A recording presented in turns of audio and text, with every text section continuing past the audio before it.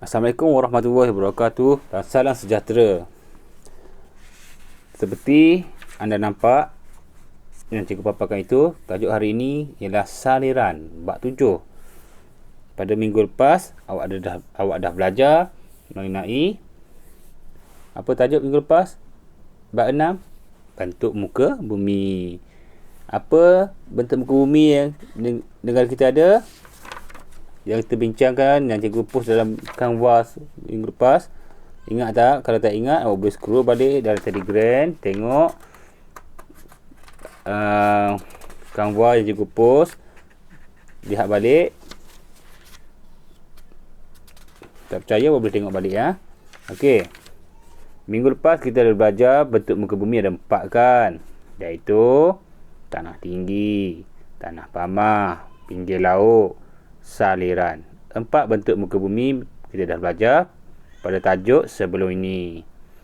Okey, cikgu ulas sedikit ya yang awak belajar bab 6, iaitu bentuk muka bumi tu. Awak dah belajar mengenai cikgu ambil sikit je kepentingan bentuk muka bumi ya. Jika anda perasan, tanah tinggi tujuan dia kita boleh gunakan sebagai untuk pelancongan, pertanian, pembalakan. Kalau tanah pamah kita boleh guna sebagai pertanian, pertempatan dan perindustrian. Kalau pinggir laut, perikanan, pelancongan, pelabuhan. Saliran kita boleh guna sebagai sempadan antara negeri atau negara untuk perikanan dan perairan ya. Selain itu, awak ada belajar juga pada tajuk minggu lepas, iaitu bentuk muka bumi. Awak ada belajar tanah tinggi. Kat Malaysia, kat semenanjung Malaysia, awak cikgu dah beritahu minggu lepas, iaitu kita ada Banjaran Setiawangsa, Banjaran Tahan, Banjaran Bintan. Itu dekat semenanjung Malaysia. Sabah pula kita ada Banjaran Keroka, kita ada Banjaran Terasmadi. Kat Sarawak kita ada Banjaran Tamak Abu, Pegunungan Iran. Ini dah cikgu maklumkan pada tajuk yang sebelum ini, iaitu bentuk muka bumi. Kemudian selain itu kita juga belajar pada minggu lepas dalam bentuk muka bumi itu kita belajar pandang fizikal kawasan pinggir laut kan, yang ada tanjung, beti pasir, tembolo, lagun, pantai, gua, batu sisa, teluk, batu tunggu, gerbang laut. Itu semua kita dah belajar. Hari ini saliran. Saliran ni kita lebih kepada aliran sungai ya. Pandang fizikal peringkat aliran sungai. Jika di sini kalau awak lihat nombor 1 tu kita akan belajar mengenai pandang darat fizikal peringkat aliran sungai. Okey, kemudian kita akan belajar mengenai sungai dan tasik utama di Malaysia. Dan kita akan belajar mengenai kepentingan sungai dan tasik. Ini adalah perkara yang utama kita akan belajar hari ini. Okey. Boleh teruskan. Apa tajuk kita hari ini? Bab 7. Saliran.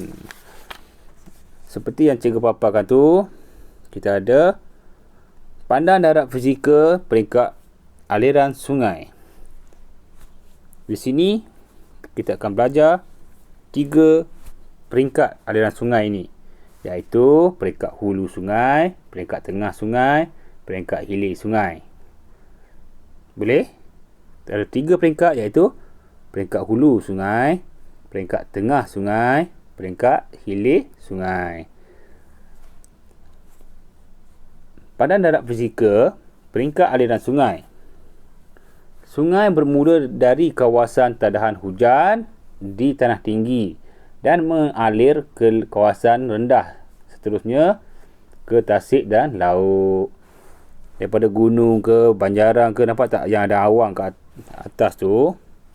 Okey, hujan turun daripada kawasan tinggi, air ini akan meresap masuk ke permukaan bumi, masuk ke sungai-sungai. Last sekali dia akan sampai ke kawasan paling rendah, iaitu di mana? Di lautan. Air mengalir melalui lurah dan kawasan tadahan hujan di tanah tinggi ke kawasan tanah rendah, akhirnya ke tasik dan laut. Keadaan ini membentuk pelbagai pandang darat fizikal di setiap peringkat aliran sungai. Apa yang cikgu cakap tadi? Ada berapa pandan darat fizikal? Ada 3, iaitu peringkat hulu sungai, peringkat tengah sungai, peringkat hilir sungai.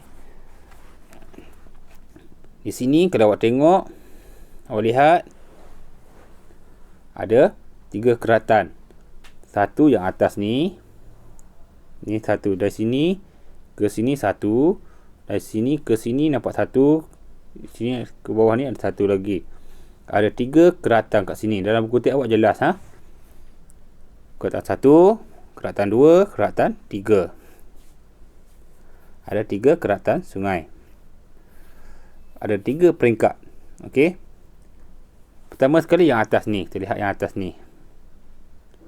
Ini yang atas ni. Peringkat ini dikenali sebagai peringkat hulu sungai. Terletak di kawasan tanah tinggi. Aliran sungai yang sangat deras. Deras ni laju lah. Proses hakisan giat berlaku. Pandan darat fizikal yang ada kat sini seperti air terjun, jeran, lubang periuk.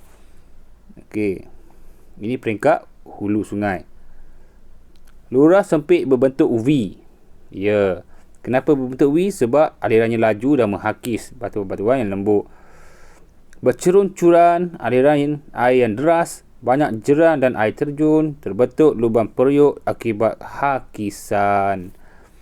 Okey, tengok apa itu air terjun. Ini contoh air terjun. Biasanya kalau awak mandi sungai Congkak ke macam-macam lah. Okey, ada air terjun. Itu peringkat hulu. Lubang periuk. Lubang periuk ni aliran sungai yang melompat-lompat. Nanti kita tengok video yang ada. Okey, seterusnya kita tengok peringkat tengah. Tadi peringkat hulu. Nombor 1 dah selesai peringkat hulu. Yang atas ni nampak tak? Yang atas ni dah selesai peringkat hulu. Yang kedua tengah ni. Yang tengah ni dikenali sebagai peringkat tengah. Peringkat tengah ni aliran sungainya sederhana deras. Tadi peringkat hulu laju. Yang peringkat tengah ni slow sikit, perlahan sedikit. Aliran sungainya sederhana deras. Hakisan masih berlaku. Pemendapan mula berlaku. Pandan darat fizikal yang ada kat sini.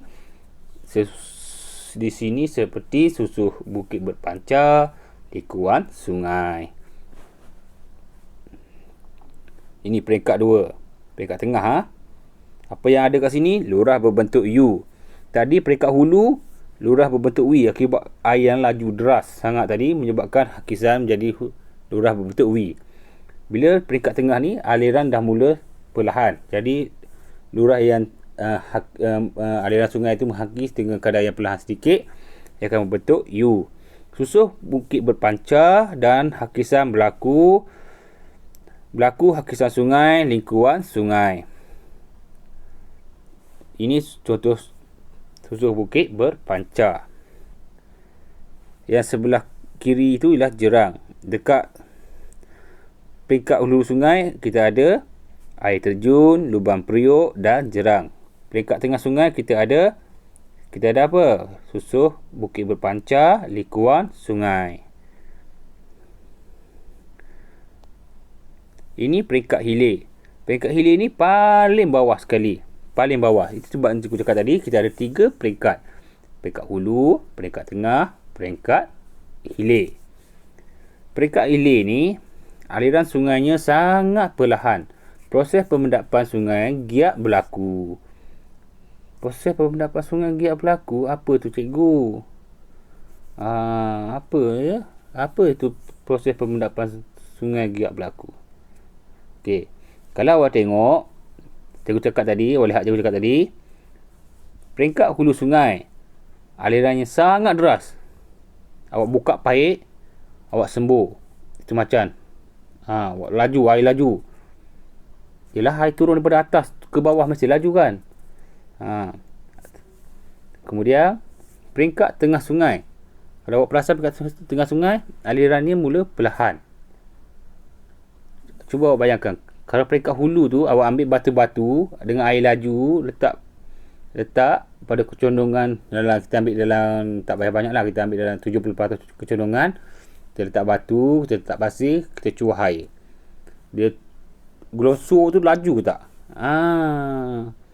Dia akan membawa barang-barang itu, batu ke pasir ke tanah ke ranting kayu dengan cepat ke bawah kan. Okey. Kalau peringkat tengah pula, air dah slow sikit. Mungkin dalam condongan dalam 30, 40. Maksudnya aliran darah tu dah mula perlahan-lahan pada peringkat tengah. Kelodak-kelodak, habuk-habuk, ampayan-ampayan nutrien-nutrien yang ada tu akan dibawa dengan kadar yang perlahan. Peringkat hilir ni aliran sangat perlahan. Maksudnya barang-barang tadi yang cikgu cakap habuk kayu ke batu-batu kecil ke semua tu, dia dah tak mampu lagi nak bergerak. Dia akan termendak. Itulah pemendapan. Maksudnya barang-barang tadi dia akan termendak di bawah sekali. Kenapa mendak bawah sekali cikgu? Sebab dah tak larat, air dah tak larat nak bawa. Macam mana ya? Ya, tengok video sekejap lagi ya. Tonton video. Mana ada cikgu video? Sabar sekejap lagi tonton video. Okey. Lurah semakin melebar dan cetek. Aliran sungai perlahan dan berliku-liku. Cerun lebih landai. Terbentuk tasik ladan, tertambak dan delta.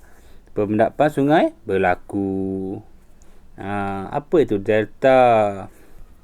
Kalau dekat gambar yang kuning ni, 7.3 ni, kalau tengok proses pembentukan delta. Delta ialah kawasan mendapan di sungai, di muara sungai. Timbunan mendapan berlaku akibat aliran sungai yang perlahan. Tu cikgu cakap tadi. Daripada atas yang laju tu, dibawa semua pasir ke kayu-kayu ke ranting ke bangkai-bangkai hewan ke nutrien-nutrien ada.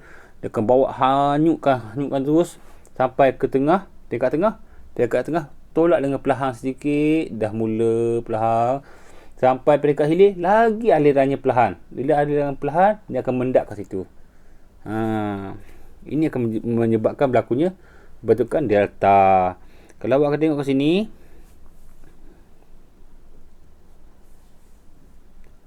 mendapan aliran sungai nombor 1. Kemudian rajah 2. Rajah 1 tu proses pemendapan sedimen. Rajah kedua yang kuning tu proses pemendapan delta. Yang ketiga proses dataran, membentuk dataran rendah. Delta ni biasanya kita sesuai lah untuk tanam padi lah. Mendapan, bahan yang telah dimendakkan mengalami proses pengumpulan secara semajadi seperti lumpur, pasir, batu yang mendak. Sedimen, ada yang nombor 1 tadi, cikgu cakap tadi atas warna kuning tu. Nampak tak sebelah kanan awak tu? Sedimen ialah bahan seperti lumpur, pasir, kerikil yang dibawa dan ditinggalkan oleh air, angin ataupun ais di atas tanah. Cikgu lupa satu lagi. Awak nampak tak tu? Peringkat hilir sungai ni kita ada nampak huruf U ni. Tu. Itu ialah dikenali sebagai tasik ladang. Kita tengok proses dia. Jika anda lihat rajah 7.2 tu, likuan sungai, kemudian likuan terperenggar dan tasik ladang. Cuba perhatikan dulu.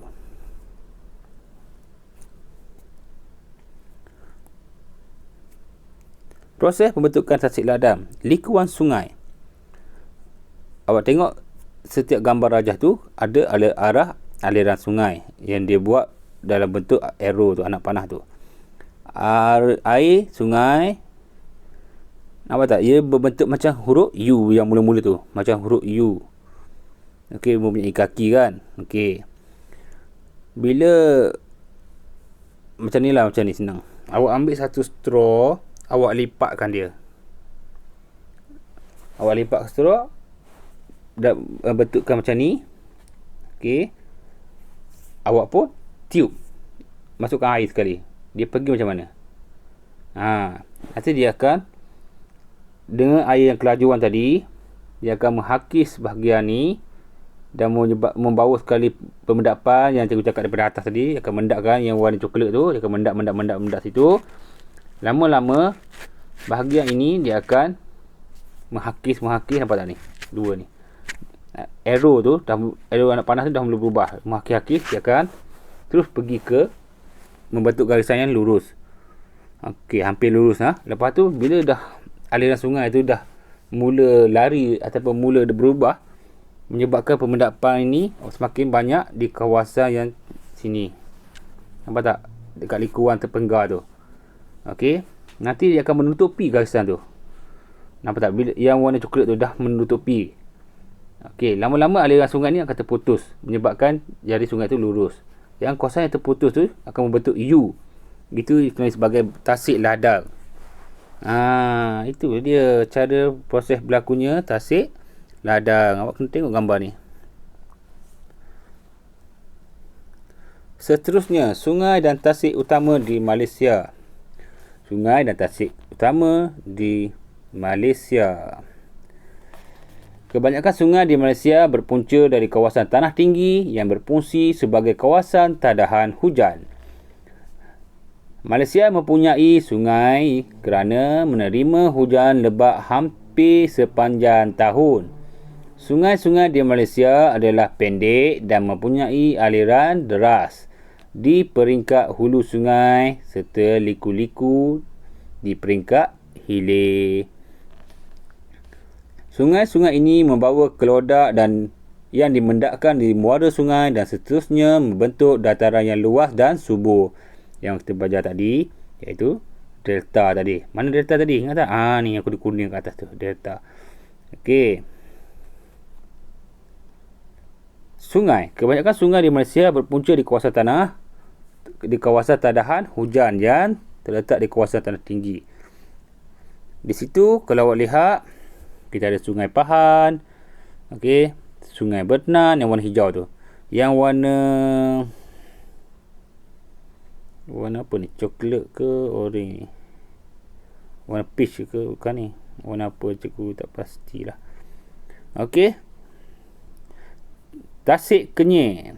Tasik Cini tu adalah tasik yang macam warna-warna orange, sikit warna orange ni, warna-warna peach orange saja. Saya lupa warna apa ni, tak pasti warna apa. Okey, yang sebelah kanan tu Tasik Kenyir, Tasik Cini tu. Okey. Yang warna hijau tu sungai Malaysia juga dikurniakan dengan tasik, iaitu takungan air. Itu ialah tasik. Tasik itu takungan air. Sungai ni air yang bergerak, yang boleh pergi, contohnya sungai Pahang besar-besar, sungai Selangor besar, okey, panjang. Kalau dekat sini awak lihat, kat sini kita ada Sungai Pahan, Sungai Bernan, Sungai Endau, lagi Sungai Kinabatangan, Sungai Rajan, Sungai Baran. Kalau tasik kita ada Tasik Kenyir, Tasik Cini, Tasik Bera, Tasik Logam Bunuk. Cepatnya, okey.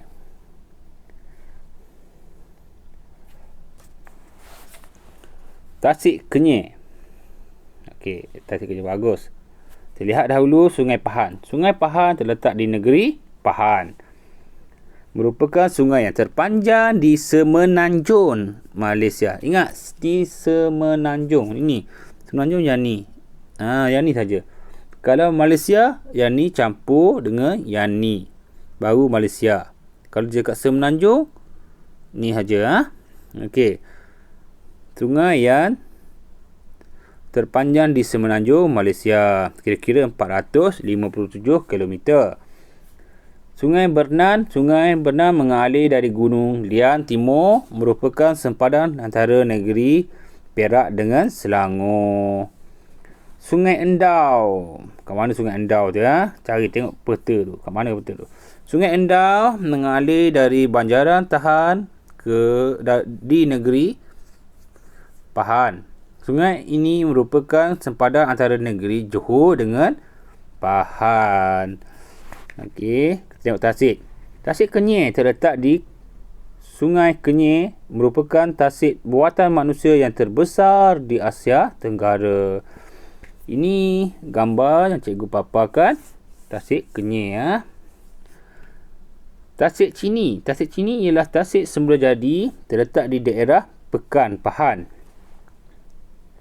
Tasik Bera, Tasik Semula Jadi terbesar di Malaysia. Terletak di daerah Bera, Pahang. Ini terlihat Sabah kat Sarawak pula.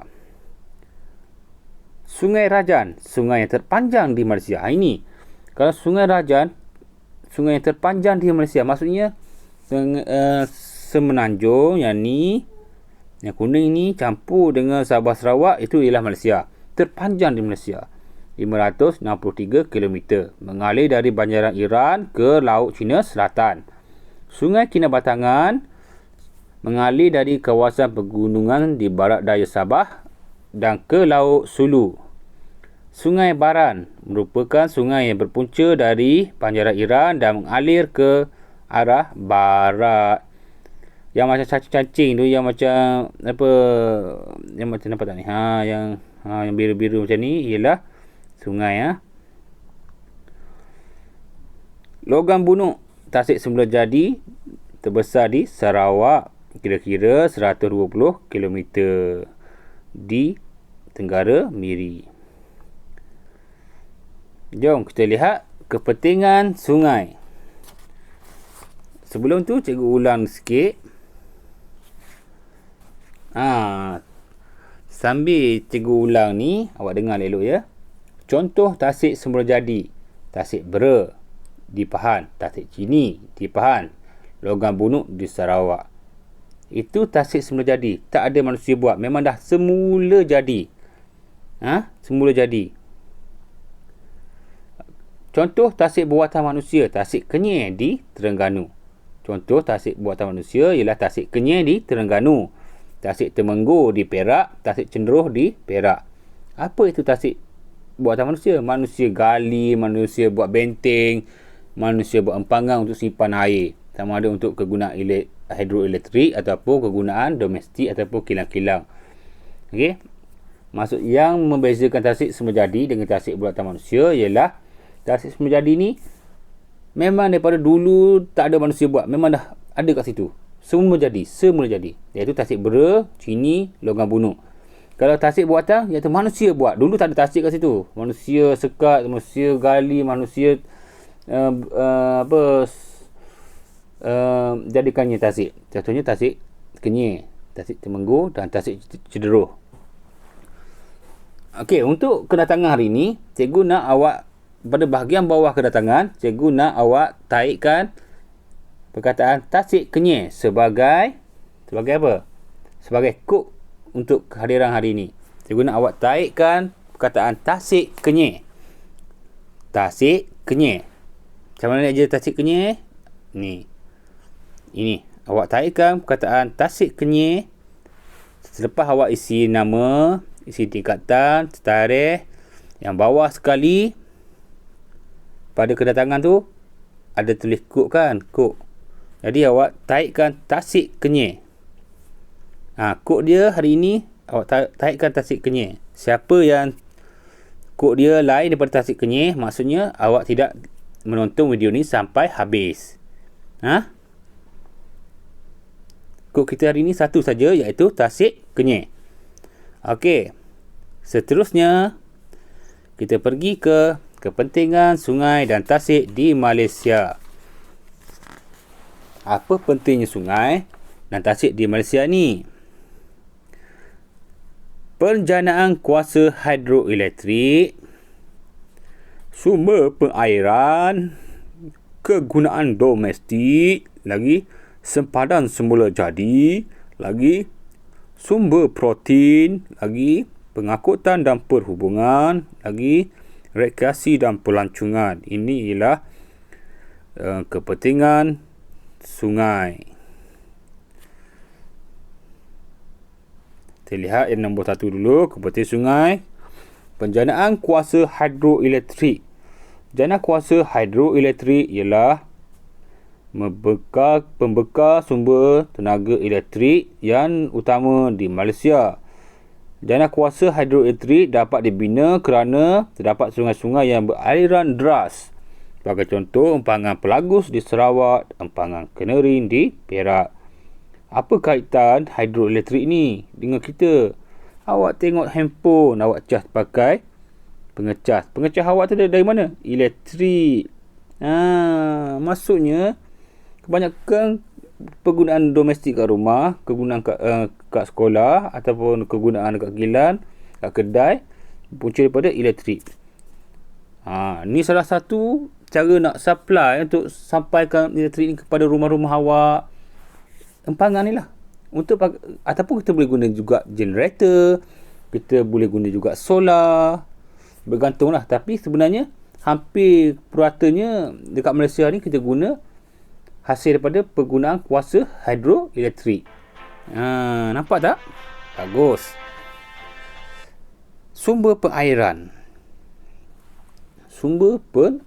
Air sungai digunakan untuk mengairi kawasan penanaman padi. Contohnya projek pengairan muda di Sungai Muda Kedah membolehkan penanaman padi 2 kali setahun dan setahun di dataran Kedah Perlis. Apa kaitan pula? Padi sawah memerlukan air untuk ditanam. Jadi kalau bekalan air tak ada, macam mana awak nak tanam padi kan? Bila bekalan air ada, boleh salurkan 2 kali setahun, boleh salurkan sentiasa, kita boleh tanam padi 2 kali setahun. Nampak tak? Kalau air kita harapkan air hujan sini tak cukup kan? Jadi terperlukan saliran. Itu pentingnya sungai. Air sungai juga menjadi sumber perairan utama bagi kegiatan pertanian seperti penanaman padi. Okey. Kegunaan domestik. Apa pula kegunaan domestik ni, cikgu? Kegunaan domestik. Sungai berfungsi juga sebagai sumber air domestik. Antara sungai yang merupakan sumber air ialah kegunaan domestik ialah Sungai Pahar, Sungai Rajan dan Sungai Kinabatangan.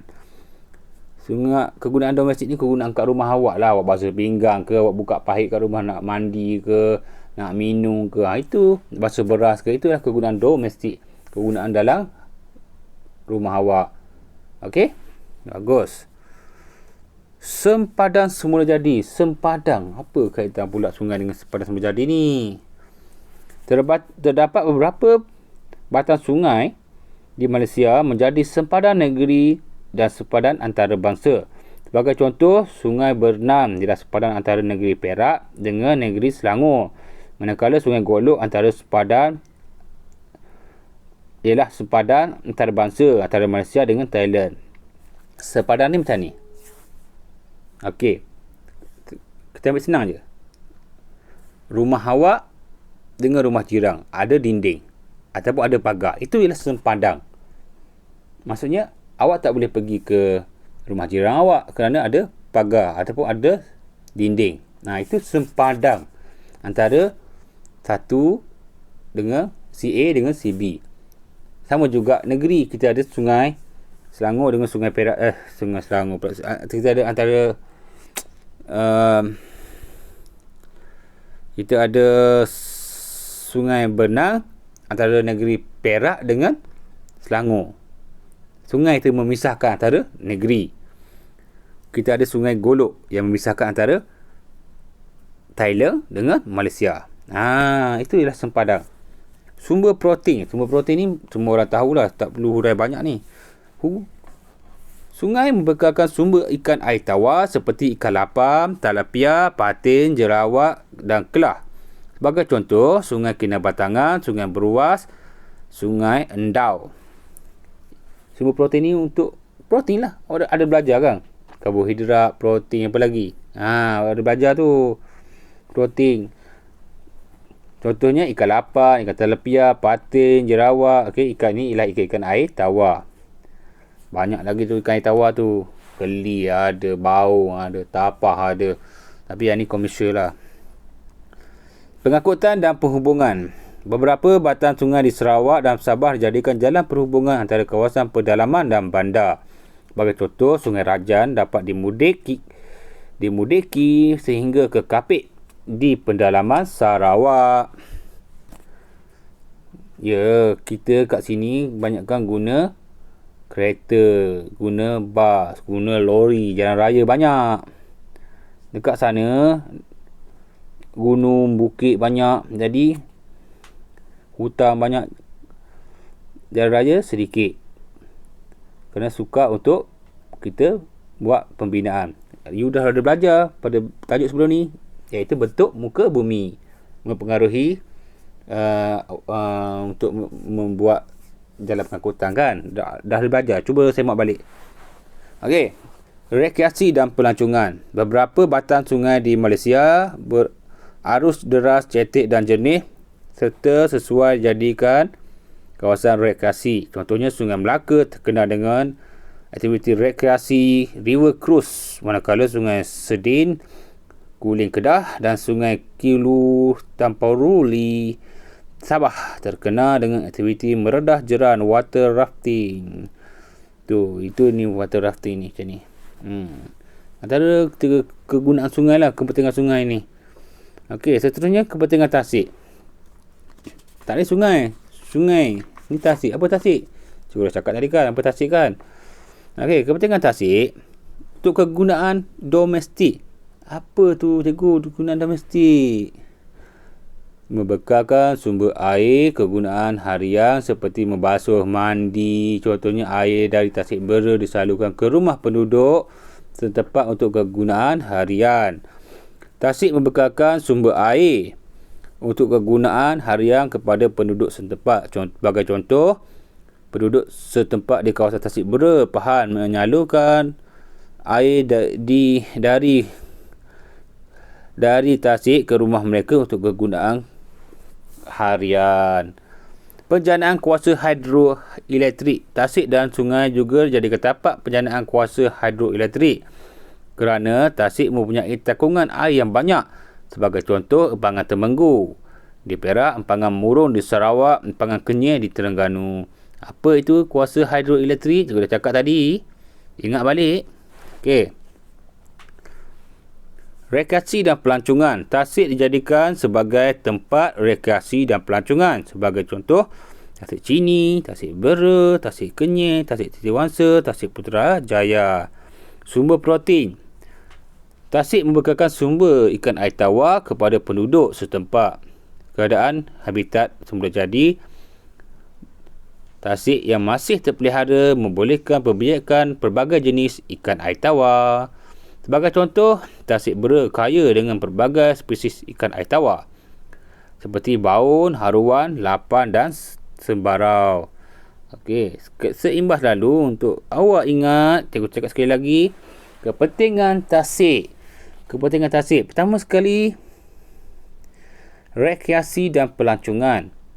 Ingat, awak tengok gambar rajah yang dipaparkan tu dan cuba ingat. Rekreasi dan pelancongan. Pelbagai aktiviti seperti memancing, menyusul tasik serta dengan perahu dan berkayak dijalankan di Tasik Kenyir, Tasik Bera, Tasik Chini. Aktiviti macam ni kita boleh jalankan di kawasan Tasik.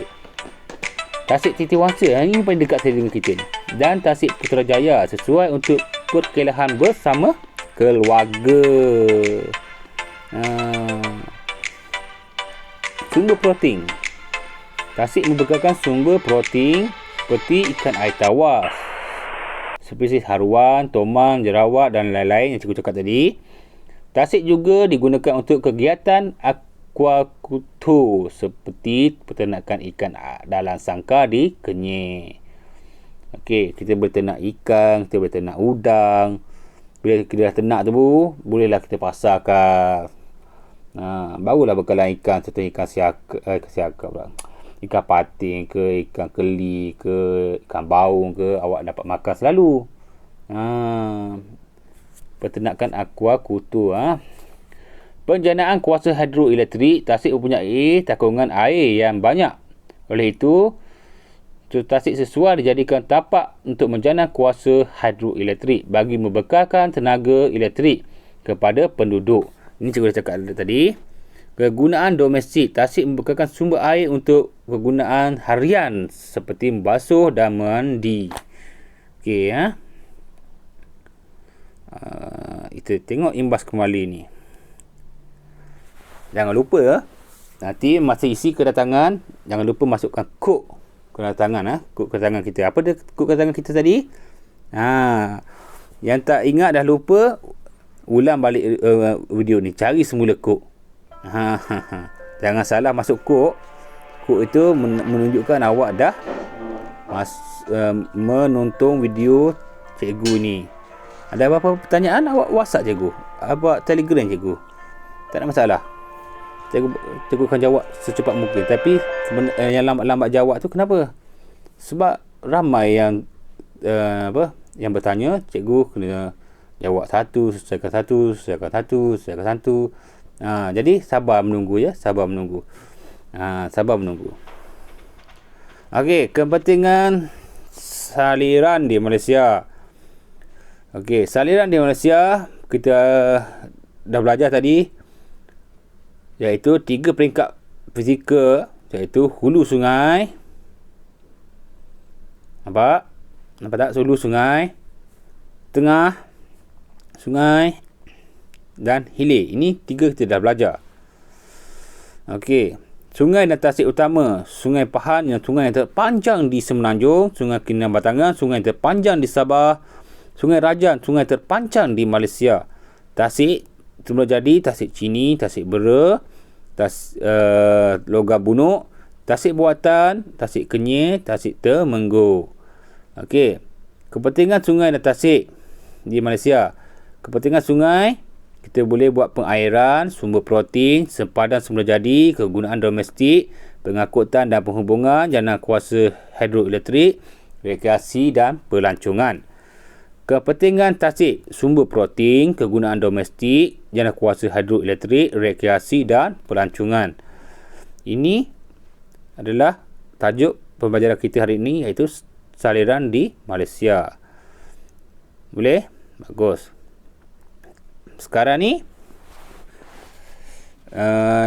bolehlah isi kedatangan. Jangan lupa kod yang cikgu cakap tadi untuk isi pada bawah sekali kedatangan tu, yang menandakan awak mengikuti pembelajaran kita hari ini. Tak tahu kod apa? Ulang balik video ni. Selagi tak jumpa kod tu, ulang lagi. Sehingga awak jumpa kod yang bertepat untuk diisi ke dalam kedatangan bawah sekali ya. Okey, jumpa lagi. Terima kasih. Assalamualaikum warahmatullahi wabarakatuh dan salam sejahtera.